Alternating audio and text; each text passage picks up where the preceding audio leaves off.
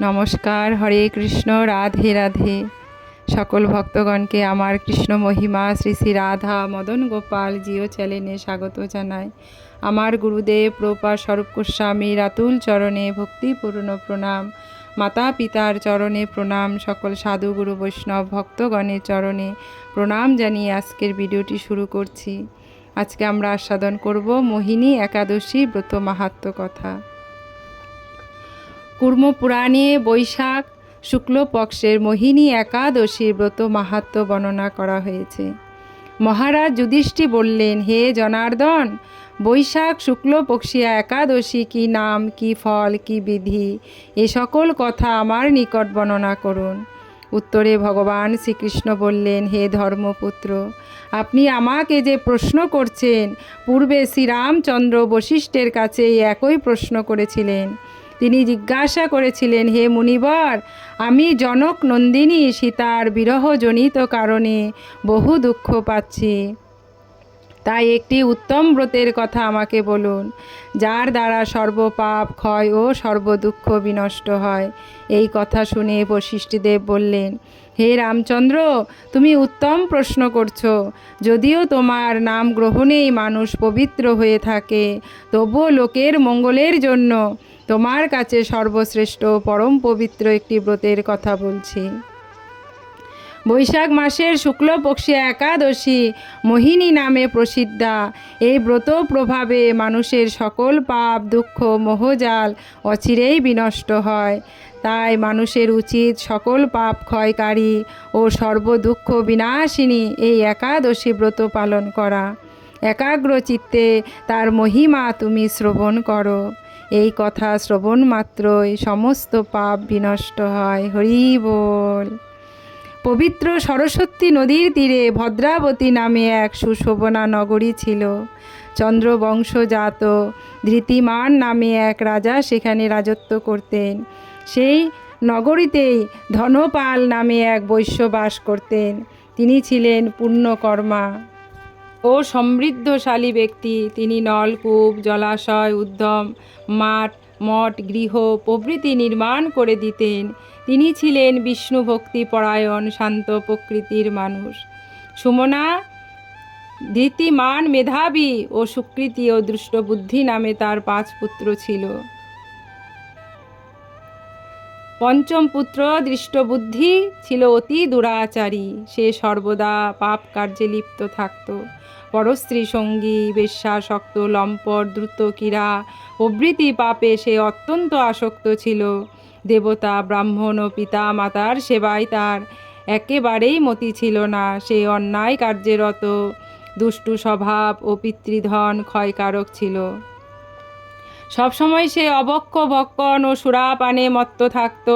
পিতা ধনপাল একদিন পথ চলছিলেন। হঠাৎ তিনি দেখতে পেলেন দৃষ্টবুদ্ধি এক বেশ্যার গলায় হাত রেখে নিঃসংকোচে ঘুরে বেড়াচ্ছেন। তার নির্লজ্জ পুত্রকে এভাবে চোরা রাস্তায় ভ্রমণ করতে দেখে তিনি অত্যন্ত মর্মাহত হলেন। এই কুস্বভাব দর্শনে ক্রুদ্ধ হয়ে তিনি তাকে গৃহ থেকে বার করে দিলেন। তার আত্মীয় স্বজনও তাকে পরিত্যাগ করল। সে তখন নিজের অলঙ্কারাদি বিক্রি করে জীবন অতিবাহিত করত। কিছুদিন এইভাবে চলার পর অর্থাভাব দেখা দিল।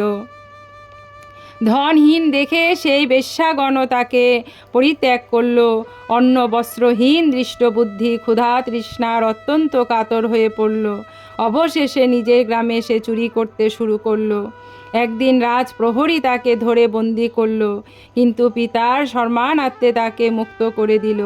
এইভাবে বারেক সে ধরা পড়ল ও ছাড়াও পেল, কিন্তু তবুও সে চুরি করা বন্ধ করল না।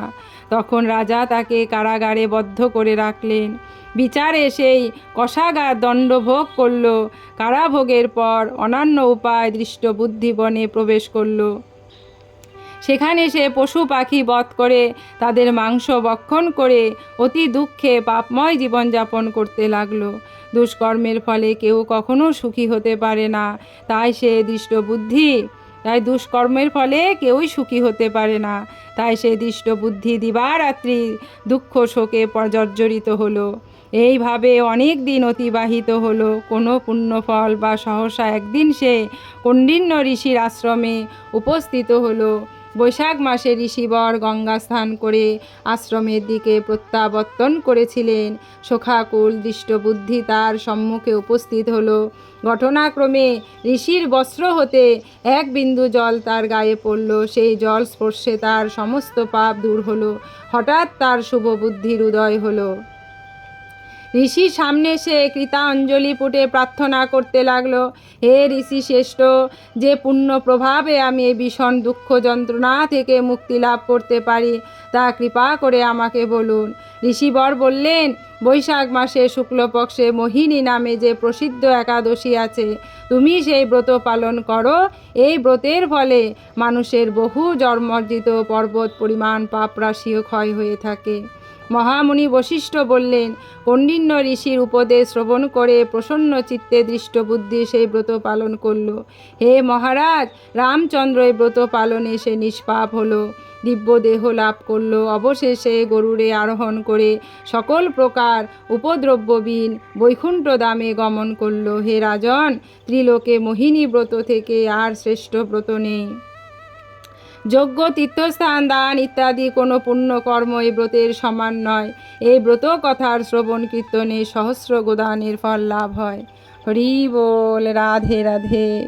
ভিডিওতে আপনারা লাইক, শেয়ার, সাবস্ক্রাইব করবেন, কমেন্ট করবেন।